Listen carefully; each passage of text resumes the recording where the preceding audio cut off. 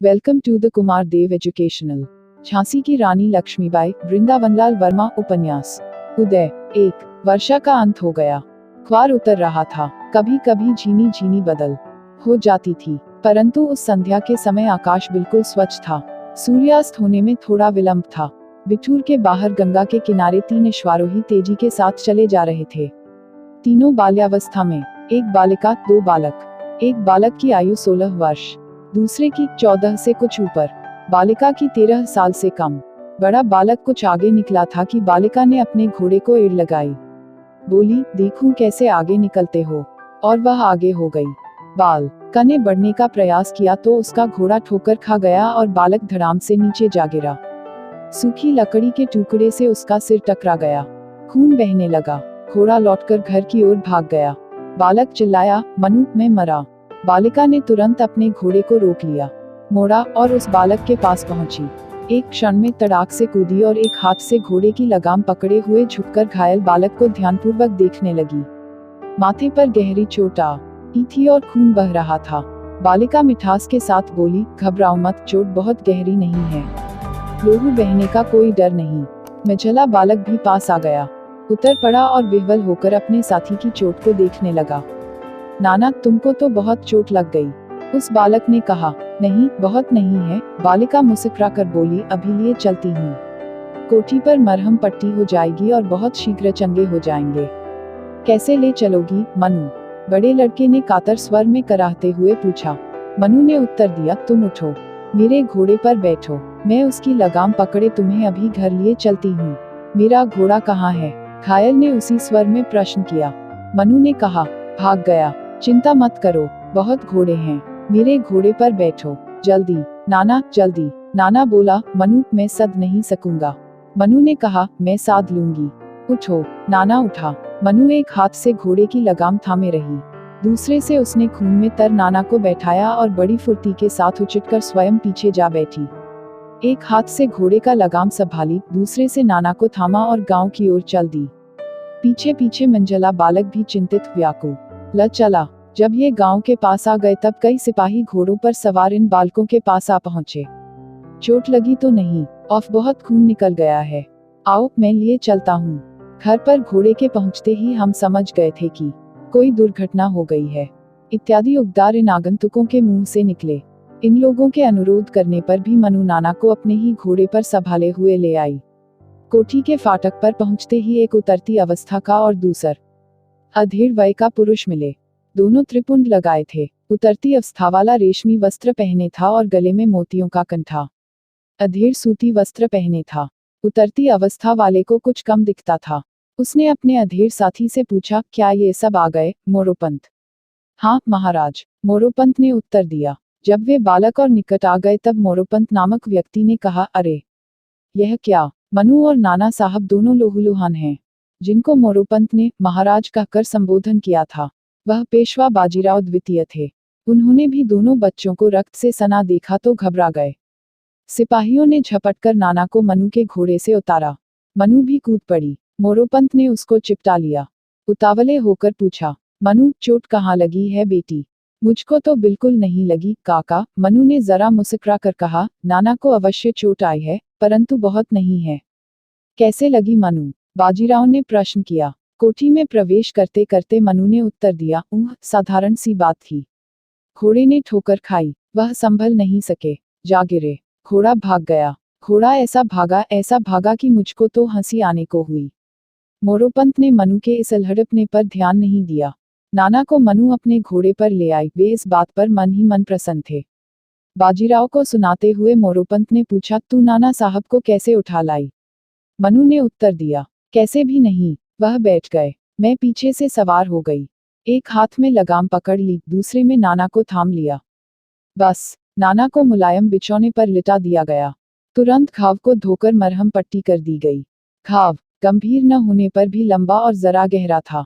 बाजीराव चिंतित थे। मोरोपंत को विश्वास था कि चोट भयप्रद नहीं है, तो भी वह सहानुभूति के कारण बाजीराव के साथ चिंताकुल हो रहे थे। जब मनुबाई और मोरोपंत उसी कोठी के एक भाग में, जहां उनका निवास था, अकेले हुए, मनु ने कहा, इतनी जरा सी चोट पर ऐसी घबराहट और रोना पीटना। बेटी, चोट जरा सी नहीं है, कितना रक्त बह गया है। आप लोग हमको जो पुराना इतिहास सुनाते हैं उसमें युद्ध क्या रेशम की डोरों और कपास की पौनियों से हुआ करते थे। नहीं मनु, पर यह तो बालक है। बालक है, मुझसे बड़ा है, मलखंब और कुश्ती करता है। बाला गुरु उसको शाबाशी देते हैं। अभिमन्यु क्या इससे बड़ा था। मनु, अब वह समय नहीं रहा। क्यों नहीं रहा काका? वही आकाश है, वही पृथ्वी, वही सूर्य चंद्रमा और नक्षत्र, सब वही हैं। तू बहुत हट करती है। जब मैं सवाल करती हूँ तो आप इस प्रकार मेरा मुंह बम द करने लगते हैं। मैं ऐसे तो नहीं मानती। मुझको समझाइए अब क्या हो गया है। अब इस देश का भाग्य लौट गया है। अंग्रेजों के भाग्य का सूर्योदय हुआ है। उन लोगों को प्रताप के सामने यहाँ के सब जन निस्तेज हो गए हैं। एक का भाग्य दूसरे ने नहीं पड़ा है। यह सब मनगंत है, डरपोकों का ढकोसला। तू जब और बड़ी होगी तब संसार का अनुभव तुझको भी यह सब स्पष्ट कर देगा। मैं डरपोक कभी नहीं हो सकती।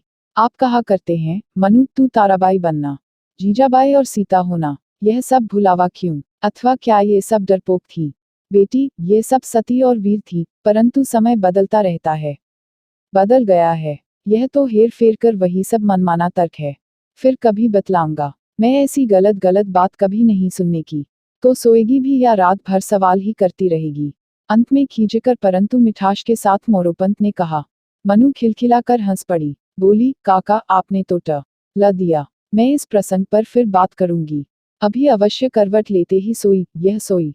फिर एक क्षण उपरांत मनु ने अनुरोध किया, काका देख आइए, नाना सो गया है या नहीं। आपको नींद आ रही हो तो मैं दौड़कर देखाऊं। मोरोपंत ने मनु को नहीं जाने दिया।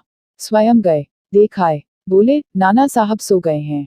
मनु सो गई। मोरोपंत जागते रहे। उन्होंने सोचा मनु की बुद्धि उसकी अवस्था से बहुत आगे निकल चुकी है। अभी तक कोई योग्य वर हाथ नहीं लगा। दक्षिण जाकर देखना पड़ेगा। इसी विचार के लौटफेर में मोरोपंत का बहुत समय निकल गया। कठिनाई से अंतिम पहर में नींद आई। 2 मनुबाई सवेरे नाना को देखने पहुंच गई। वह जाग उठा था पर लेटा हुआ था। मनु ने उसके सिर पर हाथ फेरा। स्निग्ध स्वर में पूछा नींद कैसी आई? सोया तो हूं पर नींद आई गई बनी रही। कुछ दर्द है? नाना ने उत्तर दिया। मनु, वह दोपहर तक ठीक हो जाएगा। तीसरे पहर घूमने चलोगे न? संध्या से पहले ही लौट आएंगे। नाना, सवारी की धमक से पीड़ा बढ़ने का डर है। मनु, आरंभ में कदाचित थोड़ी सी पीड़ा हो, परंतु शीघ्र ही उसको दाब लोगे और जब लौटोगे याद न रहेगा कि कभी चोट लगी थी। नाना, यदि पीड़ा बढ़ गई तो? मनु, तो सह लेना। फिर कभी गिरोगे तो चोट कम आसेगी। नाना, और यदि आज ही फिर फिसल पड़ा तो? मनु, तो मैं तुमको फिर उठा लाऊंगी। चिंता मत करो। नाना, और जो तुम खुद गिर पड़ी तो? मनु, तब मैं फिर सवार हो जाऊंगी। किसी की सहायता नहीं लेनी पड़ेगी और घर आ जाऊंगी। नाना, मेरे बस का नहीं। मनु, लड्डू खाओगे? नाना, मुझे चुपचाप पड़ा रहने दो। मनु, कब तक? नाना, 3-4 दिन लग जाएंगे। मनु, किसने कहा? नाना, काका कहते थे। वैद्य ने भी कहा था। मनु, वैद्य तो लोभवश कहता होगा, पर दादा क्यों कहते थे? नाना, उनसे ही पूछ लेना। मेरा सिर मत खाओ। मनु हंस पड़ी। फिर दाईं ओर का ओठ थोड़ा सा बिल्कुल जसासा दबाकर बोली। तुम कहते थे बाजी प्रभु देश पांडे की कीर्ति से बढ़कर कीर्ति कमाऊंगा, तानाजी मलसुरे को पछाड़ूंगा, स्वर्गवासी छत्रपति शिवाजी को अपने कृत्यों से फड़का दूंगा, श्रीमद पंत प्रधान प्रथम बाजीराव की बराबरी करूंगा। उद्धरण। इतने में वहां बाजीराव आ गए। मनु इतनी तीक्ष्णता के साथ बोल रही थी कि बाजीराव ने उसका अंतिम वाक्य सुन लिया। बोले, तेरी चपलता न जाने कब खत्म होगी। यह सब क्या बके जा रही है? मनु रंच मात्र भी नहीं दबी। बोली, इसको दादा आप बकना कहते हैं। आप ही हम लोगों को छुटपन से सुनाते आए हैं। मैं उसी को दोहरा रही हूँ। अब आप इसे बकवास समझने लगे हैं। यह क्यों दादा? बाजीराव ने कहा, बेटी, क्या आज उन बातों के स्मरण से जीवन को चलाने का समय रहा है? महाभारत की कथाएं सुनो और अपने पुरखों की बातें सुनो।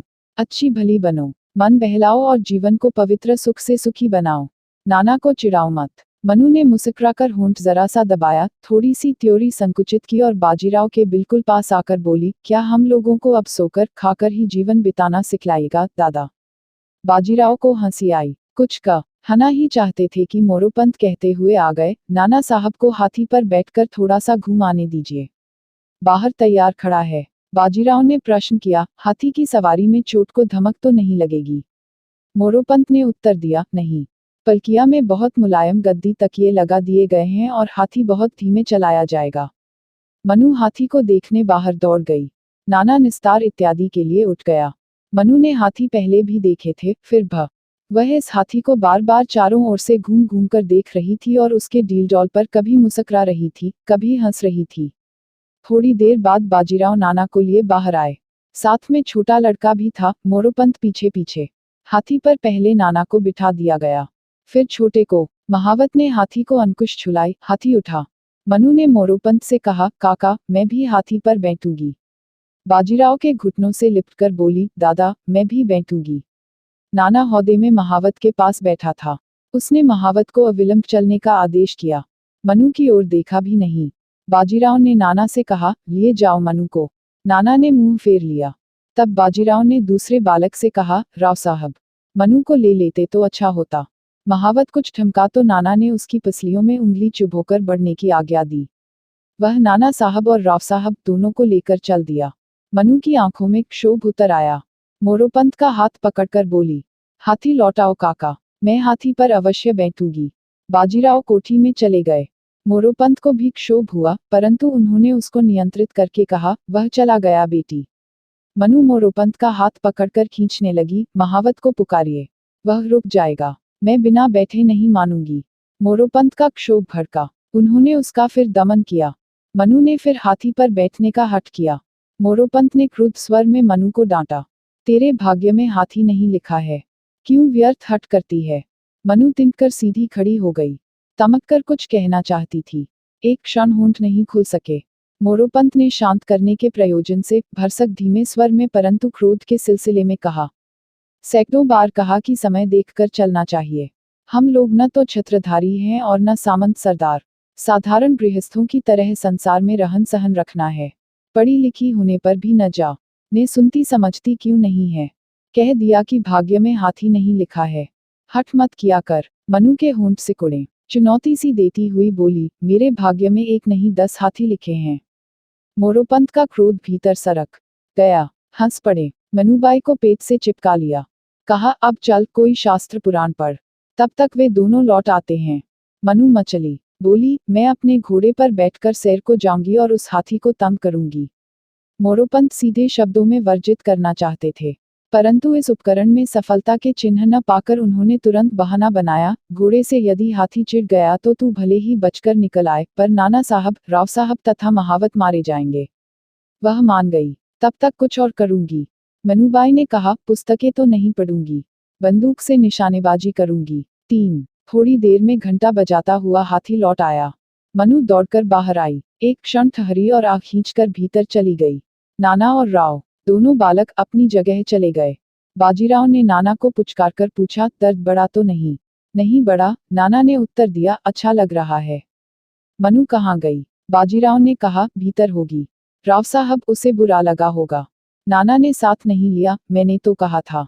नाना, वह मुझको सवेरे से चिढ़ा रही थी। बाजीराव, क्या? कैसे? नाना, उसका स्वभाव है। कुछ क्षण उपरांत मनु आ गई। नाना ने हंसते हुए कहा, छबीली, तुम क्या कोई ग्रंथ पढ़ रही थी? मनु जल उठी, बोली, मुझसे छबीली मत कहा करो। नाना ने और भी हंसकर कहा, क्यों नहीं कहा करूं, यह तो तुम्हारा छुटपन का नाम है। मनु की आंखें लाल हो गईं। बोली, मुझको इस नाम से घृणा है। नाना गंभीर हो गया। बोला, मुझको तो यही नाम सुहावना लगता है।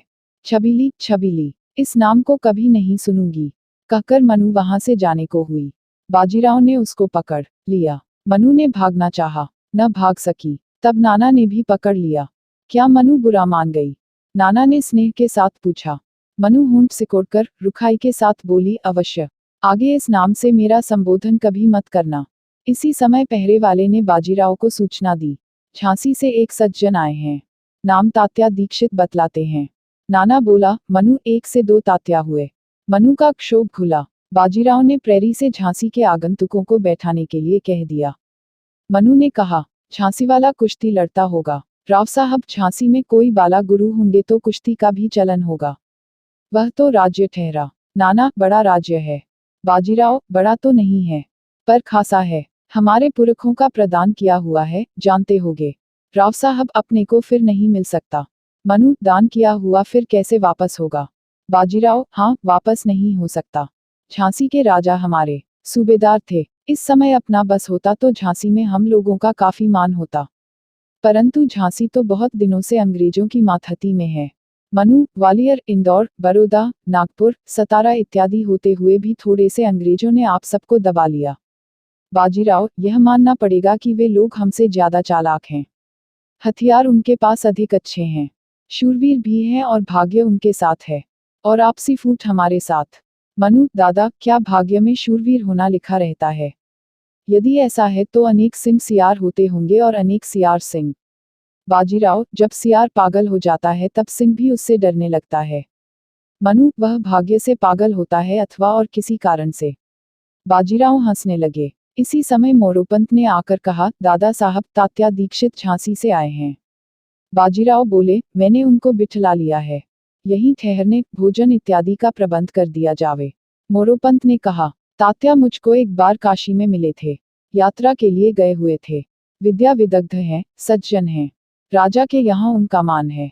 मनु ने हंसकर पूछा, कुश्ती लड़ते हैं, तलवार बंदूक चलाते हैं, घोड़े पर चढ़ते हैं? दूर पगली। मोरोपंत ने कहा, जो यह सब न जानता हो वह क्या कुछ है ही नहीं। दीक्षित जी पक्के ब्राह्मण हैं, शास्त्री आचार्य। नाना ने मनु की ओर देखते हुए कहा, और यदि ब्राह्मण हथियार बांध उठे तो वह पक्के से कच्चा हो जाएगा। मनु, तुम बताओ। मनु हंसी, बाजीराव भी हंसे। मोरोपंत ने मुस्कुरा कर कहा, इस लड़की जैसी वाचाल तो शायद ही कोई हो। मनु ने होंठों की समेत में मुस्कुराहट को दबाकर गर्दन मोड़ी, फिर विशाल नेत्र संकुचित करके बोली, आप ही कहा करते हैं, ताराबाई ऐसी थी, जीजाबाई ऐसी थी, अहिल्या ऐसी, मीरा ऐसी। मैं पूछती हूँ, क्या वे सब मुंह पर मुहर लगाए रहती थी? 4 भोजनोपरांत तात या दीक्षित से बाजीराव और मोरोपंत मिले। तात्या दीक्षित झांसी से बिठूर आए हुए थे। वह ज्योतिष और तंत्र के शास्त्री थे। काशी, नागपुर, पूना इत्यादि घूमे हुए थे। महाराष्ट्र समाज से काफी परिचित थे। बिठूर ब्रह्मावर्त में बाजीराव के साथ दक्षिणी ब्राह्मणों का एक बड़ा परिवार आ बसा था। उस काल में मलखंब और मल्लयुद्ध के आचार्य बाला गुरु का अखाड़ा दक्षिणियों और हिंदुस्तानियों से भरा रहता था और गुरु बल, यौवन और स्वाभिमान को वितरित सा करते रहते थे। वह स्वयं इतने दृढ़, बलिष्ठ और स्वाभिमानी थे कि लेटा करते थे। मोरोपंत ने अवसर निकालकर तात्या दीक्षित से प्रार्थना की, दीक्षित जी, मुझे अपनी कन्या मनुबाई के विवाह की बड़ी चिंता लग रही है। मैंने बहुत खोज की है, परंतु कोई योग्य वर नहीं मिला। अब भी खोज कर रहा हूँ। आपका संसार में बहुत परिचय है, आप इस कन्या के लिए योग्य वर ढूंढ दीजिए, बड़ा अनुग्रह होगा। बाजीराव ने भी कहा, कन्या बहुत सुंदर है, बड़ी कुशाग्र बुद्धि और होनहार, उसके लिए अच्छा वर ढूंढना ही चाहिए। मोरोपंत बोले, सब हथियार चलाना बहुत अच्छी तरह जानती है, घोड़े की सवारी में पुरुषों के कान पकड़ती है। जब 4 वर्ष की थी, इसकी माँ का देहांत हो गया था, इसलिए मैंने स्वयं उसकी दिन रात देखभाल की है, लालन पालन किया है। मराठी, संस्कृत और हिंदी पढ़ाई है, शास्त्रों में उसकी रुचि है। बाजीराव ने कहा, बालिका है, इसलिए इस आयु में जितना पढ़ सकती थी उतना ही पढ़ा है, परंतु तेज बहुत है, पूजा पाठ मन लगाकर करती है। मोरोपंत फूल गए। बाजीराव को भी संतोष हुआ। बोले, जब आप जाएं तो साथ में जन्मपत्री लेते जाएं, योग्य वर से मेल खाने पर हमको सूचित करें। दीक्षित ने स्वीकार किया। उसी समय राव साहब के साथ मनु वहां आ गई। बाजीराव ने दीक्षित से कहा, यही वह कन्या है। दीक्षित ने मनुबाई के विशाल नेत्र, भौरे को लजाने वाले चमकीले बाल, स्वर्ण सा रंग और संपूर्ण चेहरे का अति सुंदर बनाव देखकर प्रसन्नता प्रकट की। दीक्षित ने ममता प्रदर्शित करते हुए कहा, आ बेटी आ, तूने शास्त्र पढ़े हैं, उच्च कुल की ब्राह्मण कन्या के लिए यह उपयुक्त ही है। मनु और राव साहब बाजीराव के पास मसनद पर बैठ गए।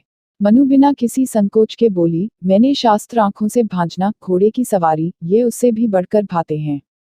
बाजीराव ने हंसकर टोका, और बात बनाना, चबड़ चबड़ करना, इन सबसे बढ़कर अच्छा लगता है। मोरोपंत के मन में क्षणिक रोष आया। वह चाहते थे कि लड़की तात्या दीक्षित के सामने ऐसी बातें करे कि शील संकोच का अवतार जान पड़े। पूजा पाठ संबंधी रुचि पर बाजीराव ने ज्यादा जोर दिया, अश्वारोहण इत्यादि पर बहुत कम। तात्या दीक्षित ने जन्मपत्री मांगी, मोरोपंत ने ला दी। दीक्षित ने उसकी परीक्षा करके कहा, ऐसी जन्मपत्री मैंने कदाचित ही पहले कभी देखी हो, इसको कहीं की रानी होना चाहिए। परंतु दीक्षित ने हंसकर कहा, बालिका है, अभी संसार का उसने देखा ही क्या है। बिल्कुल अबोध है। मोरोपंत बोले, सयानी होने पर अपने घर द्वार का खूब प्रबंध करेगी। तात्या दीक्षित ने उत्साहित होकर भविष्यवाणी सी की, यह किसी राज्य की रानी होगी। राव साहब अभी तक मनु के पीछे चुप बैठा था।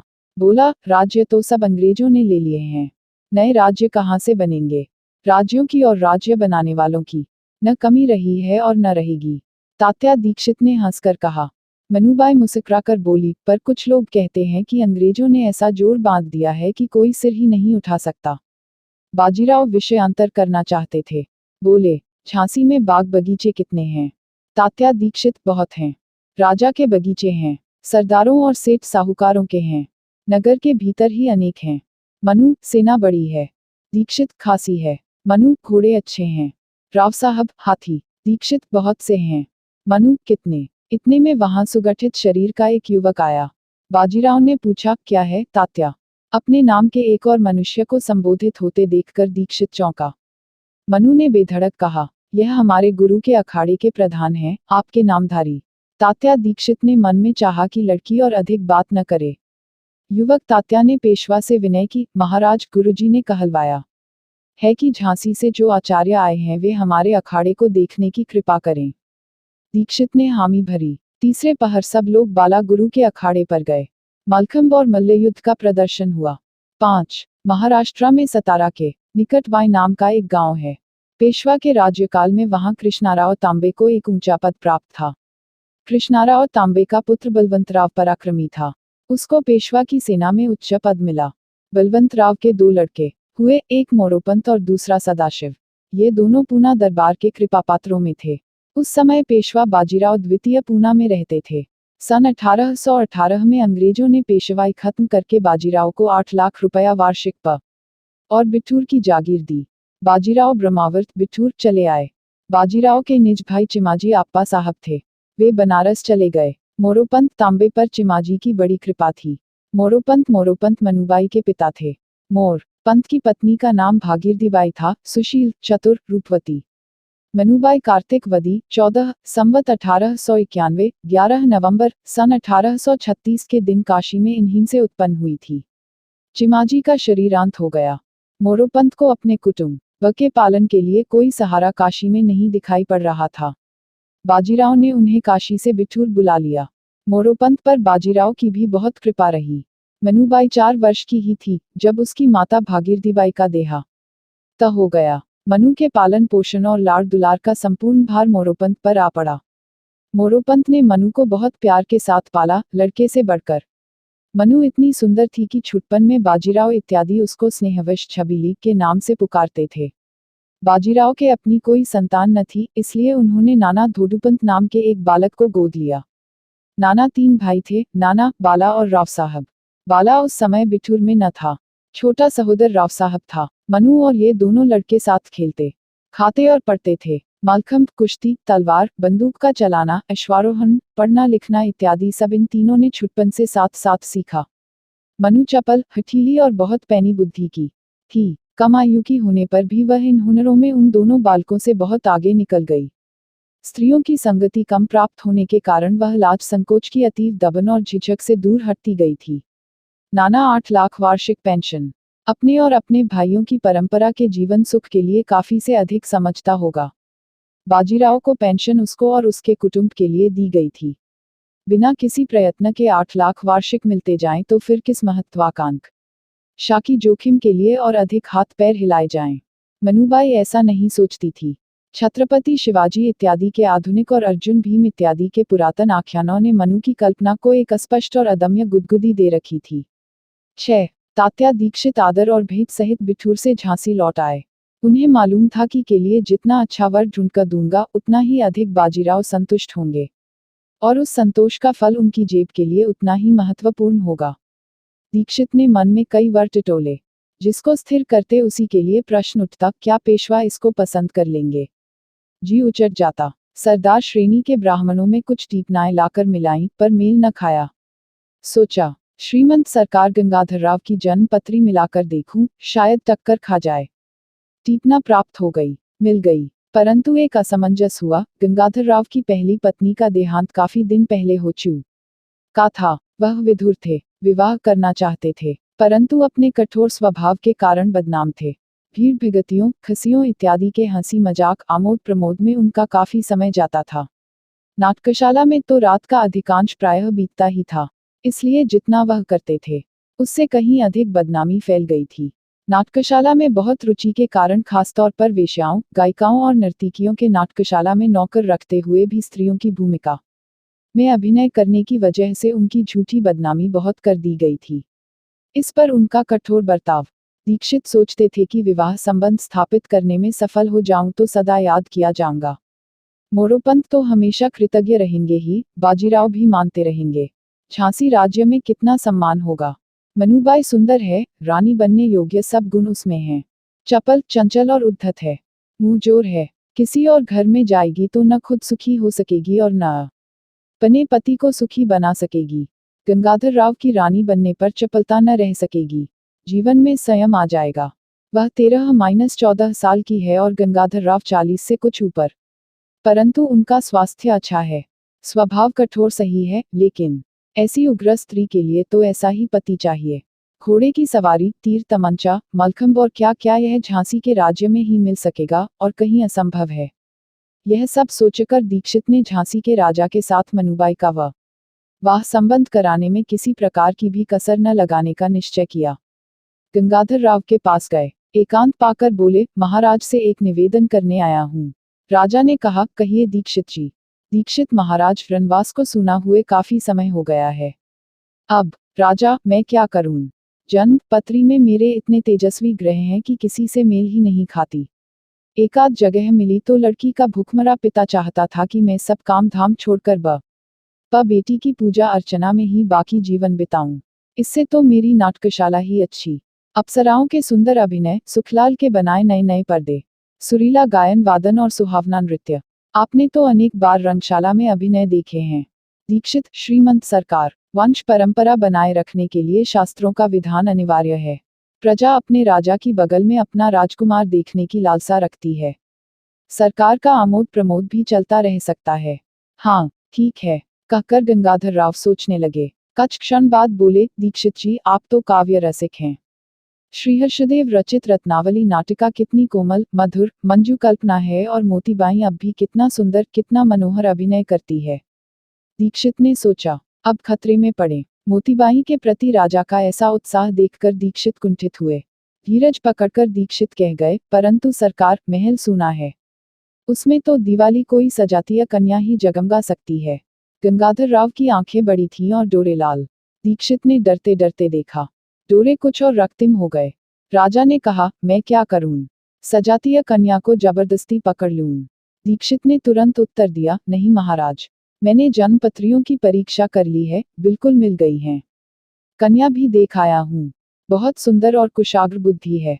उसमें रानी होने योग्य समस्त गुण हैं। उद्धरण, कहाँ पर? राजा ने जरा मुस्कुराकर पूछा। दीक्षित का साहस बढ़ा। उत्तर दिया, महाराज, वह इस समय बिठूर में है। श्रीमंत पंत प्रधान पेशवा का कामकाज देखने पर कन्या का पिता मोरोपंत तांबे नियुक्त है। पढ़ी लिखी है और समयोचित सभी गुण उसमें हैं। राजा ने प्रश्न किया, तांबे कुलीन होते हैं, यह मैं जानता हूँ, लेकिन मोरोपंत भट्ट भिक्षुक तो नहीं है। दीक्षित ने जवाब दिया, श्रीमंत पेशवा की यज्ञशाला पर एक रामभट्ट से है। वह मोरोपंत का मित्र है। उसने मोरोपंत की पुत्री को विद्याभ्यास भर कराया है। इसके सिवाय मोरोपंत का रामभट्ट या किसी भट्ट से कोई संबंध नहीं है। गंगाधर राव ने जरा तीखेपन से कहा, मैं पूछता हूँ, मोरोपंत भिक्षुक है या नहीं? दीक्षित ने दृढ़ता के साथ उत्तर दिया, कदापि नहीं सरकार। गंगाधर राव ने दूसरा प्रश्न किया, पेशवा और मोरोपंत में कैसा संबंध है? दीक्षित, बहुत घनिष्ठ, मित्रों जैसा। कोई नहीं कह सकता कि पेशवा मालिक है और मोरोपंत नौकर। कन्या को पेशवा ने बिल्कुल अपनी पुत्री की तरह मान रखा है। मैं स्वयं देख आया हूँ। राजा, वे लोग संबंध को स्वीकार कर रहे हैं। दीक्षित, कर लेंगे, मुझको विश्वास है। राजा, तब गायमंडनी इत्यादि के लिए आपको ही बिठूर जाना पड़ेगा। हर्ष के मारे दीक्षित का दिमाग चक्कर खा गया। बोले, अवश्य जाऊंगा सरकार। फिर गला भर आया, आंख में एक आंसू। यह क्या दीक्षित जी? राजा ने मिठास के साथ कहा। दीक्षित गला संयत करके बोले, झांसी की जनता को यह समाचार बहुत हर्ष देगा श्रीमंत। साथ राजा के अन्य कर्मचारियों के साथ तात्या दीक्षित बिठूर गए। मोरोपंत और बाजीराव को संवाद सुनाया। उन्होंने स्वीकार कर लिया। गंगाधर राव की आयु का कोई लिहाज नहीं किया गया। मनुबाई का श्रृंगार कराया गया। रंगीन रेशमी साड़ी, स्वर्ण के आभूषण, माणिक मोती के हार। बाजीराव ने अपने वे सब आभरण मनुबाई से फिर वापस नहीं लिए। मनुबाई के बड़े बड़े गोल नेत्र मणि मुक्ताओं को भी आभा दे रहे थे। दुर्गा सी जान पड़ती थी। सगाई वागदान की रीति होने के बाद मनुबाई, नाना साहब और राव साहब एक ही कमरे में इकट्ठे हुए। वे दोनों लड़के भी रेशमी वस्त्रों और आभूषणों से लदे थे। सगाई का उत्सव बाजीराव ने धूमधाम से करवाया। बालकों में बातचीत होने लगी। नाना, अब तो मनु झांसी से हाथियों पर बैठकर ब्रह्मावर्त आया करेगी। मनु एक हाथी पर या 10 पर? नाना, एक पर बैठेगी, बाकी पर मंत्री, सेनापति इत्यादि बैठे आवेंगे। मनु, मुझको तो घोड़े की सवारी पसंद है। नाना, झांसी में बैठ पावेगी? मनु, कौन रोक लेगा? नाना, सुनता हूँ राजा बड़ा क्रोधी है। मनु, तो क्या मुझको सूली मिलेगी? राव साहब, अरे नहीं, पर नपकर झुककर चलना पड़ेगा। मनु ने नपकर झुककर कमरे का एक चक्कर काटा। हंसकर बोली, ऐसे ऐसे चलना पड़ेगा। वे दोनों लड़के भी हंस दिए। मनु की कांति से वह घर झिलमिला उठा। और जब वे बालक हंसे, उनके दांतों की दीप्ति से वह घर दमक उठा। राव साहब, मनु, तुम्हारे चले जाने पर हम लोगों को सब तरफ सूना सूना लगेगा। उद्धरण। मनु, तो साथ चले चलना। नाना, काका एकाध महीने के लिए जाने दे सकते हैं, अधिक समय के लिए नहीं। मनु, अधिक समय तो यहीं रहना चाहिए। बाला गुरु से तुमको अभी बहुत सीखना है, आया ही क्या है। मलखंभ, कुश्ती इत्यादि से शरीर को खूब कमाओ। अच्छी तरह से हथियार चलाना सीखो। नाना, और दिल्ली पर धावा बोल दो। मनु, दिल्ली में क्या रखा है? दादा, काका और अखाड़े के सब समझदार लोग चर्चा करते हैं कि दिल्ली के कटघरे में अब एक कठपुतली भर रह गई है। नाना, अब तो सब तरफ अंग्रेजों का चरचराटा है। मनु हंस पड़ी। राव साहब ने कहा, तो क्या अंग्रेज हमको वैसे ही निगल जाएंगे? मनु हंसते हंसते बोली, नाना साहब को विश्वास नहीं होता कि अंग्रेज भी हराए जा सकते हैं। नाना जरा कुड़ गया। कहने लगा, छबीली को सिवाय घमंड मारने के और कुछ आता ही नहीं। उन उज्ज्वल विशाल नेत्रों को और भी विस्तार मिला। मनु बोली, फिर छबीली कहा। नाना हंस पड़ा। आज तो तुमने अपने ही मुंह से छबीली कह दिया। ओह, मात खाई, नाना ने कहा। मनु भी हंसी, बोली, आगे कभी मत कहना। नाना ने गंभीर मुख मुद्रा करके कहा, अब तो झांसी की रानी कहा करूंगा। मनु मुस्कुराए। उस मुस्कान में झांसी का कितना और कैसा अमर इतिहास छिपा पड़ा था। उसी समय वहां बाजीराव और मोरोपंत आ गए।